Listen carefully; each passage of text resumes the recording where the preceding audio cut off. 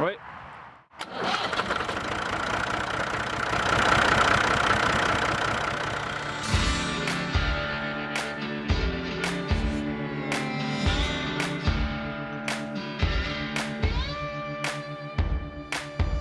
Bonjour à tous et à toutes et bienvenue à La Voix agricole. Cette semaine, nous parlons de la formation agricole et pour ce faire, nous allons aller découvrir la formation du côté de l'École professionnelle de Fierbourg. Nous allons rencontrer Marc-André Bouchard ainsi que quelques élèves.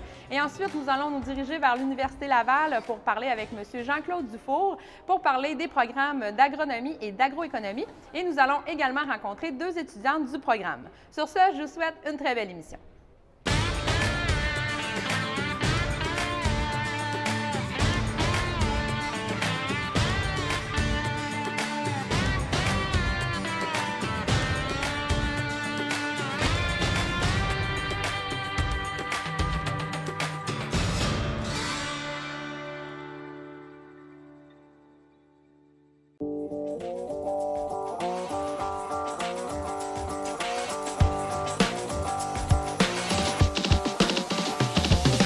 Bonjour, je m'appelle Marc-André Bouchard, enseignant à Fierbourg, centre de formation professionnelle situé à Charlesbourg, arrondissement de la région de Québec.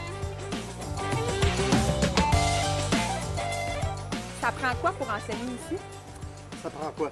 Ça prend un besoin et un goût de transmettre un savoir, une historique, une connaissance à des élèves pour pouvoir un jour aspirer à devenir leur propre producteur horticole, si on parle vraiment du métier de producteur horticole.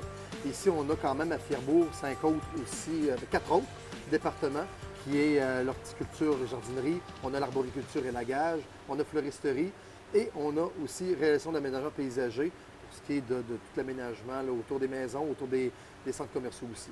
Et c'est quoi ta formation à toi? La formation à moi, des fois, on en rit un peu, mais je suis un peu produit de Fierbourg. J'ai été formé ici à Fierbourg il y a une dizaine d'années. Et avant ça, je viens aussi du milieu privé. J'ai travaillé en pépinière, j'ai travaillé en production en serre.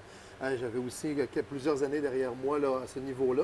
J'ai suivi une formation ici et j'ai travaillé ici pour devenir aussi enseignant. Et par le fait même aussi, ça prend aussi un bac en enseignement à l'université pour pouvoir enseigner là, en formation professionnelle.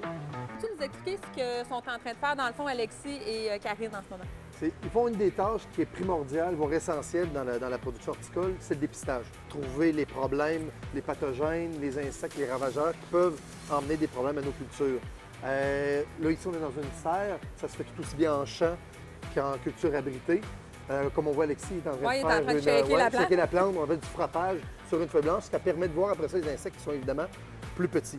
Ils se cachent, ils sont intelligents, ces petites bêtes-là, se cachent de l'œil humain et des prédateurs. Fait qu'il faut aller les chercher et les dépister. Par la suite, on fait un comptage et on tient une série un listing par rapport à ça, un historique qui va nous permettre d'améliorer notre production et améliorer notre façon de travailler dans les années qui suivent.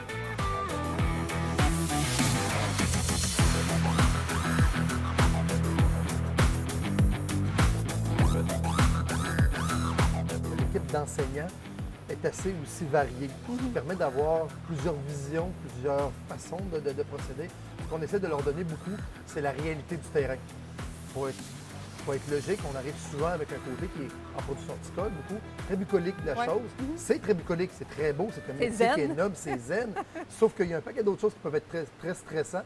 Et c'est à nous à leur montrer un peu justement les premières marches, les premières balises, pour pas non plus s'enfarger, trébucher dans les premières années de production. Fait que c'est un peu ça qu'on essaie de donner, une notion de sécurité aussi, des fois qu'on perd ou qu'on n'a pas su, parce que c'est un métier aussi qui peut être dangereux. Mais une fois que tu as ces outils-là dans ton coffre à outils, tu es capable de faire face à certains imprévus au niveau on l'a dit, de la météo, mais aussi des aléas de la mécanique, des aléas de la vie aussi. Parce que le producteur, souvent, ça va être familial et il y a toute une notion de famille autour de ça. Il faut qu'il gère par rapport à ça.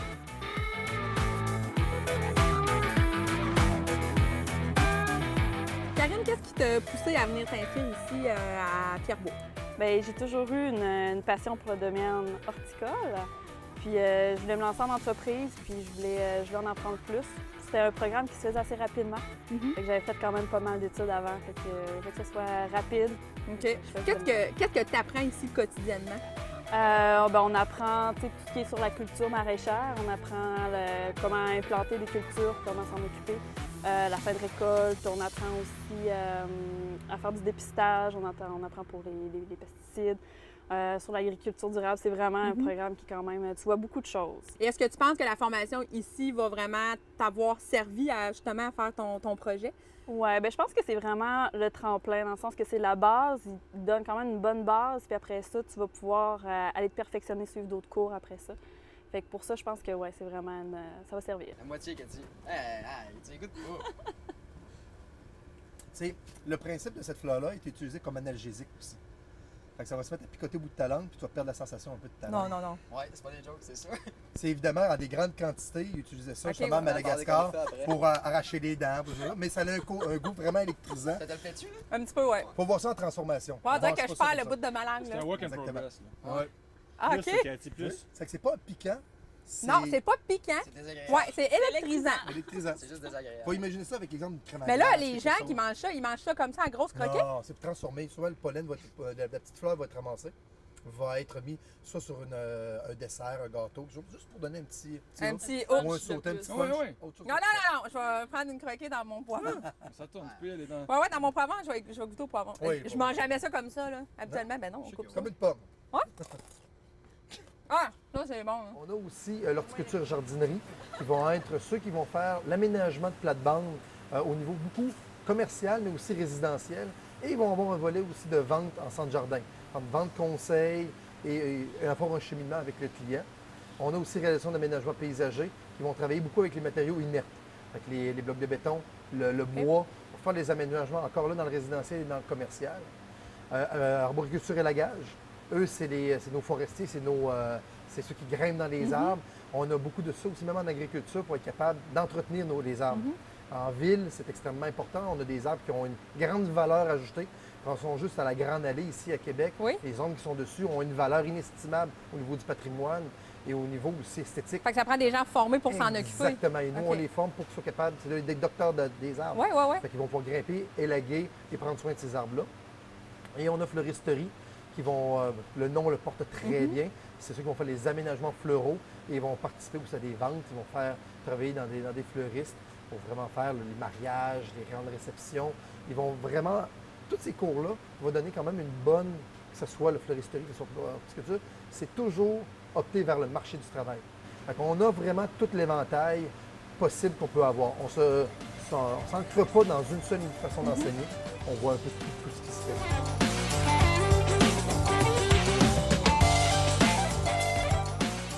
Qu'est-ce qui t'a amené ici à Pierrebourg? Au fond, pour une histoire vraie, ça fait 3 ans que je travaille dans le domaine de l'agriculture biologique, puis je veux me démarrer une entreprise de production maraîchère. OK. Puis là, tu as décidé de venir faire ta formation ici? Moi, à Fierbourg, j'en avais entendu parler un peu entre les branches, puis j'avais pas envie de faire une technique. Je voulais que ce soit rapide et efficace, fait que j'ai entendu parler du Fierbourg, puis ça. Fait que là, tu es à ta première année cette année Ouais. ici.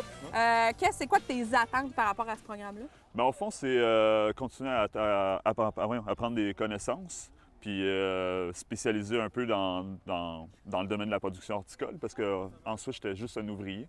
Puis voulant partir en entreprise, je me suis dit qu'il me fallait des connaissances pour pouvoir prendre mes propres décisions, puis peaufiner mes techniques de travail.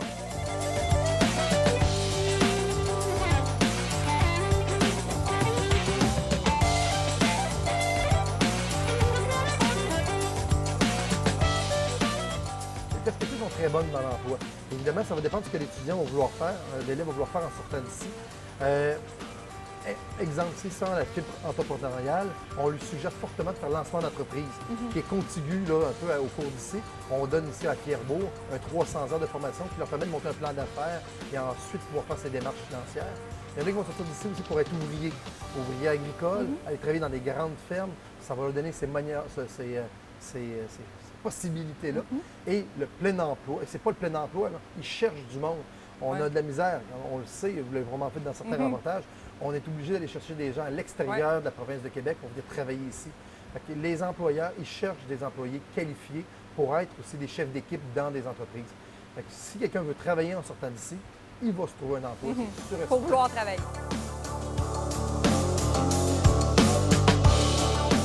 Moi, j'étais venu chercher la formation parce que je voulais savoir le comment du pourquoi. Tu sais. Comment faire pousser des légumes, c'est facile en fait, tout le monde est capable. Mais vraiment juste aller chercher une certaine expertise. Comment vous voyez l'avenir de l'agriculture? C'est un métier qui est extrêmement dur, mais extrêmement valorisant. C'est ça qu'on leur montre avec toutes les visites d'entreprises qu'on fait. C'est un métier qui est très dur, long. On leur dit, c'est des longues heures de travail. Il faut être prêt à la faire, ces longues heures-là. Il faut être conscient de ça. Si on est prêt à le faire, ben après ça, c'est juste du pur plaisir. Il faut dire que ce métier-là, c'est notre hobby. C'est notre passe-temps. Fait que si à ce moment-là, on se dit ça, que moi, quand je me lève le matin, je m'en vais travailler, mais mon travail, c'est mon plaisir. À ce moment-là, les heures, Peu importe. peu importe, hein, peu importe. Mais si on se lève le matin et c'est devenu une corvée de travailler et que là, c'est un emploi que je fais, bien là, c'est des fois un peu plus difficile parce que là, les heures commencent à peser et c'est là qu'un agriculteur ou un producteur peut commencer à s'épuiser année après année et il va essayer de passer aussi des fois la main ou de vendre. C'est souvent là, des fois, que les premières années, on dit toujours 3, 4, 5 ans, Ouais. c'est les années critiques pour un producteur, bien c'est souvent ça qui pèse. C'est la réalité du métier qui est souvent des longues heures. Puis il ne faut pas calculer son salaire ou à la prime à l'heure, parce que c'est des fois là que ça peut être décourageant. Mais c'est la fierté de vendre un produit fini. On leur montre aussi. Ce qu'on produit, il faut en être fier. Il faut le vendre à un prix qui est honnête, un prix qui est réaliste. Il faut être prêt à le vendre. Puis prêt à le produire jusqu'à la fin aussi. Bien, merci beaucoup. C'est moi qui te remercie.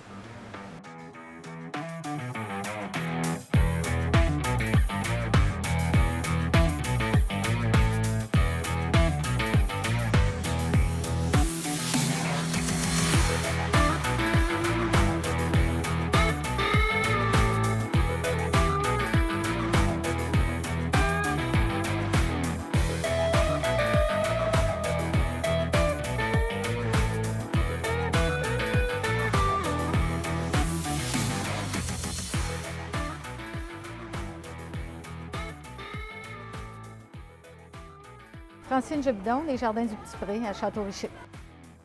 C'est quoi l'intérêt pour un producteur de venir ici? En fait, tous nos produits, on les vend directement ici et à notre kiosque à la ferme. Ici au marché, on a un contact depuis plusieurs années. Je dirais que mes parents, moi, mes beaux-parents sont venus au marché. Alors, on a gardé une clientèle qui vient nous voir régulièrement. OK, fait que vous avez des habitués de vos produits, là. Bien sûr, bien OK, sûr. OK. Mais vous avez aussi le tourisme? On a un peu de touristes, oui, qui viennent nous voir. On a des beaux bateaux qui nous arrivent de partout et on a des gens d'un peu partout qui viennent voir le marché. Je pense que c'est la première chose que les gens aiment quand ils arrivent dans une ville, c'est de voir le marché. C'est de goûter les produits d'ici. Exactement, là. oui. Et durant l'été, vous êtes là aussi, là. On est là tout l'été, tous les jours. Et on a une variété de produits. Là, ça commence au mois de mai avec les fleurs, OK. le temps des fleurs. On a aussi les légumes de serre qui nous arrivent tout de suite au début mai.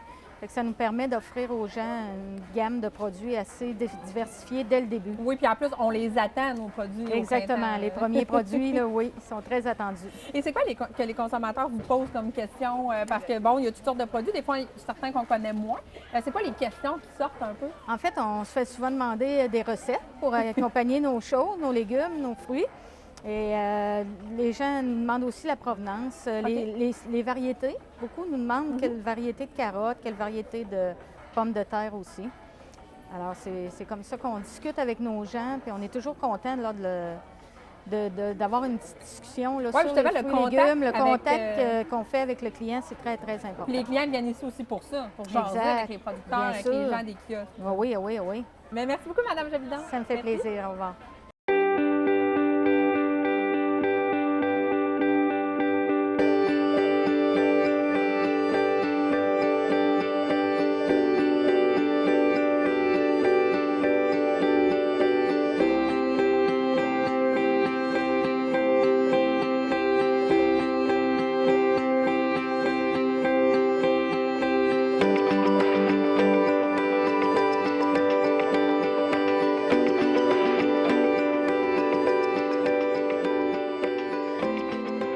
Bonjour, alors Jean-Claude Dufault, je suis le doyen de la Faculté des sciences de l'agriculture et de l'alimentation de l'Université Laval et on se retrouve à Québec sur le campus de l'université.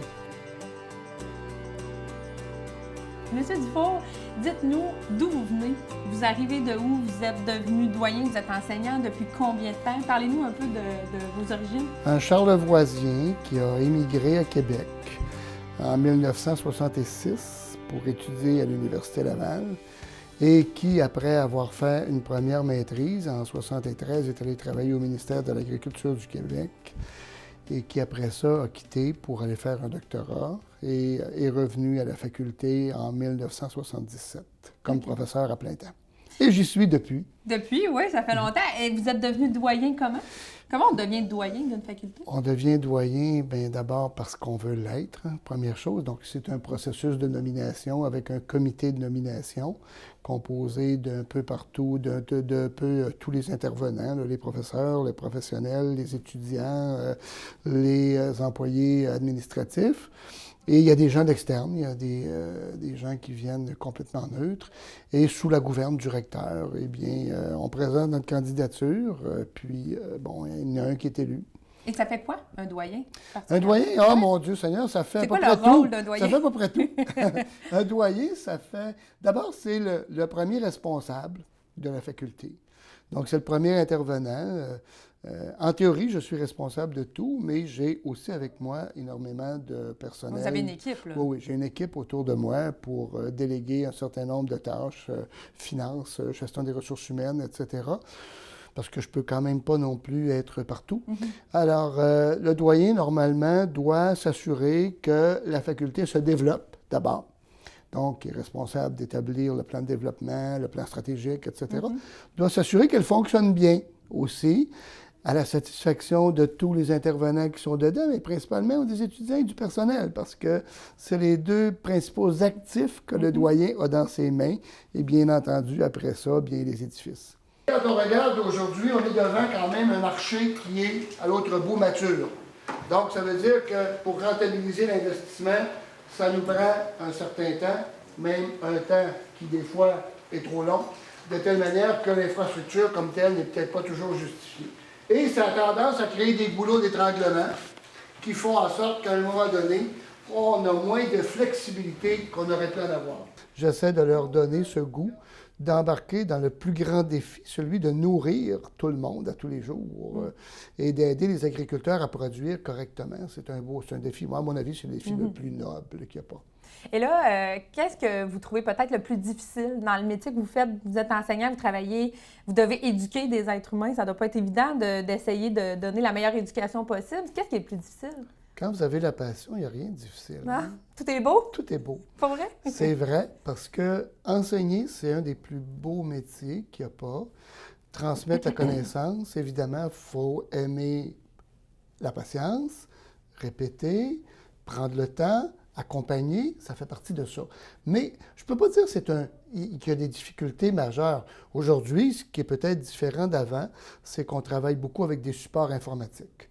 Donc ça, c'est un défi en soi, c'est-à-dire que tout est sur ordinateur. Donc l'étudiant a 24 heures sur 24 accès aux documents. Par contre, l'étudiant a cette responsabilité encore plus grande aujourd'hui d'être responsable de sa formation, ce qui est un défi en soi beaucoup plus grand pour l'étudiant que pour nous, dans le fond. OK. Qu'est-ce que vous êtes le plus fier jusqu'à date? Après toutes ces années, est-ce qu'il y a un moment qui vous a rendu fier particulièrement? Toute la carrière a été, pour moi, une très belle carrière, celle d'enseignant, celle d'administrateur ou de gestionnaire d'université, etc. La carrière scientifique aussi, parce qu'enseigner, c'est une partie de l'université, mais normalement, notre grande caractéristique, c'est de nourrir notre enseignement par nos recherches. C'est ça qui nous différencie. Donc, il faut que tu sois actif en recherche.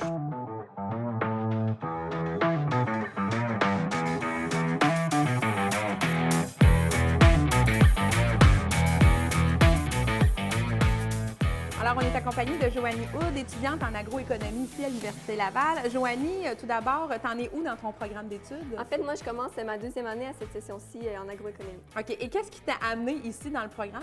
Mais en fait, moi, je viens pas d'un milieu agricole nécessairement. Je viens de Saint-Augustin à Québec. Puis, je me suis toujours intéressée au milieu agricole. Quand il y avait des portes ouvertes de l'UPA et tout, j'y allais toujours quand j'étais jeune. Puis aussi, au cégep, j'ai eu des cours d'économie. Fait que là, ça me sonnait une petite cloche pour dire que le programme agroéconomie, c'était le parfait programme pour moi. OK. Et de quoi ça a l'air ton programme? Qu'est-ce que vous apprenez ici dans les cours? Bien, en fait, en agroéconomie, on apprend autant dans la gestion, l'administration, l'agronomie, les politiques appliquées au secteur agroalimentaire, un peu d'administration et de ressources humaines aussi. Donc, ça nous permet à la fin de pouvoir intervenir tout au long de la chaîne agroalimentaire pour aider les producteurs, dans le fond, à rentabiliser leur entreprise.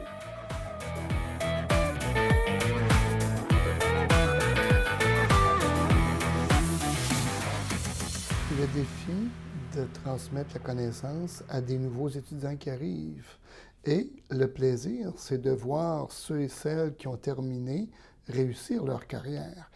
Je dirais que le plus beau cadeau qu'un professeur d'université a entre ses mains, c'est celui du réseau qu'il établit avec ses diplômés. Est-ce que l'enseignement, l'agriculture a changé aussi, évidemment, et ça évolue? Il faut que vous vous adaptez à ça. Est-ce que vous avez des formations ou comment vous vous ajustez? La science évolue aux 3 ans et demi actuellement. C'est-à-dire qu'à tous les 3 ans et demi, on s'attend à ce qu'il y ait des nouvelles découvertes, on s'attend à ce qu'il y ait des nouveaux articles qui vont changer notre façon de faire.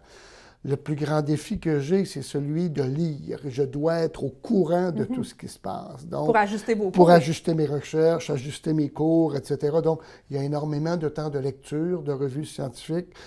Maintenant, c'est plus facile parce qu'on a ces revues-là qui sont presque toutes sur informatique, au contraire d'avant. Et deuxièmement, avec l'informatique, maintenant, on est connecté à tous les experts dans le monde 24 heures sur 24. Donc, c'est facile maintenant pour une personne comme moi d'être en contact avec les experts américains, les experts européens, asiatiques, peu importe.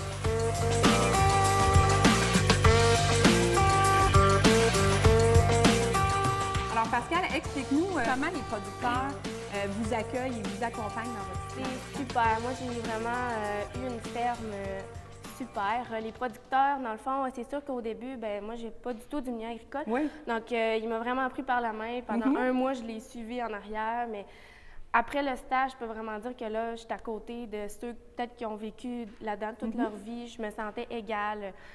Mon maître de stage était super aussi. Il m'a montré, il prenait le temps de me montrer. Ça, c'est super important, prendre le temps de montrer à son stagiaire. Il arrêtait les choses qu'il faisait pour « on va regarder ça ». Puis ça, c'est super. Qu'est-ce que tu entends faire quand tu vas avoir terminé ton bac ici à l'Université Laval? Est-ce que tu veux partir en région, rester en ville, être professionnelle, agricultrice? Que tu t'entends? C'est sûr que moi, je ne veux pas être agricultrice, mais je veux aider ces gens-là. C'est sûr que je ne sais pas encore précisément qu'est-ce que je vais faire, mais il y a tellement d'aspects qu'on peut toucher avec l'agroéconomie que je ne sais pas encore. J'ai hâte de découvrir encore, justement, dans les 2 ans qui me restent, tout ce que je vais faire avec le stage professionnel qu'on va faire aussi. J'ai hâte de voir vraiment concrètement qu'est-ce qu'on va faire, mais c'est sûr que tout ça me donne de l'énergie. Bien, bonne continuité, Pascal. Merci. Comment ça évolue, ces programmes-là, justement? Est-ce qu'il y a des programmes qui voient le jour un peu de temps en temps ou que, bon, sciences de la consommation, est-ce que c'est tous des programmes qui étaient là depuis toujours? Non, non. Les programmes, d'abord, sont évalués aux 8 ans maximum. Donc, on fait l'évaluation complète du programme afin de revoir si les contenus, la cohérence des cours, intercours... C'est toujours valable? C'est toujours valable. Non, les programmes n'arrivent pas tous en même temps parce que maintenant, on est dans le développement beaucoup des formations à distance. OK. On a 10 programmes de formation à distance dans la faculté. 18 de nos crédits étudiants maintenant sont pris à distance. C'est des étudiants qui ne viennent plus en classe. Et c'est correct. Leur formation complète à distance. Oui, complètement à distance. C'est correct. C'est un nouveau mode de vie. Ça s'adapte aux conditions des familles, etc. Et ces gens-là peuvent être d'un peu partout. Donc, à distance, ça veut dire que je peux avoir des étudiants autant en Asie, en Europe, au Québec, à en l'étranger Ontario, aussi, peu importe. OK. Donc, je reçois des questions, évidemment, 24 heures par jour. Des étudiants dans la faculté ici, ils arrivent de où? Avec quel bagage? Est-ce qu'on a un profil qui est semblable? Ou c'est très Difficile à diversifié? dire, là, mais il y a environ 45 de nos étudiants qui viennent du milieu rural. Et l'autre 55 vient d'un milieu urbain, mais ça vient de tout gabarit. Je dirais la caractéristique de nos étudiants ici qui viennent, c'est que ce sont des gens qui avaient déjà décidé très clairement de venir ici. Ils ne se posent plus de questions? Non, c'est rare qu'on voit quelqu'un qui arrive ici et qui s'en va ailleurs après.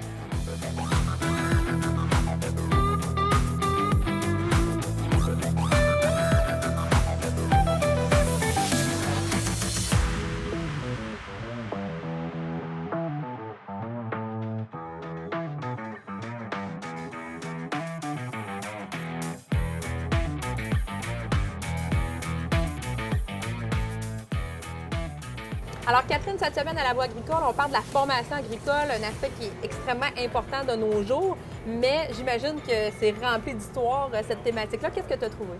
Complètement. Écoute, Cathy, quand on parle de formation agricole, ça remonte quand même assez loin, mais dès l'époque de la Nouvelle-France, quand il y a les premiers colons qui vont s'installer ici, on va avoir cette volonté-là de leur transmettre un peu, écoutez, vous venez de vous installer, comment ça se passe, comment maîtriser le climat qui est très particulier ici. Alors, assez rapidement, on va avoir c'est pas encore des écoles, c'est comme des proto-écoles, des lieux de formation pour la jeunesse qui va vouloir s'installer ici et avoir une exploitation. Par exemple, Monseigneur de Laval, en 1670, va installer une première école où il y a une formation agricole qui est proposée aux jeunes cultivateurs qui viennent s'installer. Donc, c'est très, très ancien. Mais pendant longtemps, ça va être assez embryonnaire, hein? C'est surtout au 19e siècle qu'on va avoir des écoles un peu plus structurées qui vont s'installer et surtout des moyens de faire connaître la formation au niveau agricole. Par exemple, la Gazette des campagnes essaie de deviner de quand ça date. Oh, je t'en pose une, oui, hein? 1861. Je te montre ici le premier numéro. Bon, c'est un peu aride, mais on voit quand même des thématiques qui sont abordées. Ça, c'est le genre de bulletin qui est extrêmement populaire dans les campagnes. Du moment qu'il y a quelqu'un dans la famille qui maîtrise la lecture, c'est un organe pour faire connaître les meilleures techniques au niveau de toutes sortes de cultures. Il y a un paquet d'affaires qui étaient abordées là-dedans. Donc ça, c'est assez particulier aussi. Parfait. Merci, Catherine. Je t'en prie. Merci d'avoir été des nôtres pour cette émission de La Voix agricole sur la formation agricole. Évidemment, on n'a pas pu faire le tour de toutes les écoles d'agriculture du Québec, mais sachez que vous pouvez prendre les informations sur les différents sites Internet de ces écoles-là, autant les écoles professionnelles, les écoles collégiales, également le collectif en formation agricole, et vous pouvez évidemment vous renseigner sur les programmes offerts à l'Université Laval et également à Fierbourg. Fait que tant qu'à moi, je vais vous laisser sur des images la semaine prochaine, mais avant, il faut que j'aille voir. Je connais quelqu'un qui a fini en 92 ici à l'Université Laval, là. Il me semble qu'elle avait toute qu'un toupette. Elle doit être à quelque part là-dessus. Là, elle a fini en 92. Là. Mais il y a elle qui a les mêmes cheveux que moi. Ouais. Ah ouais, je pense que c'est elle. Ouais, c'est son toupette, ça.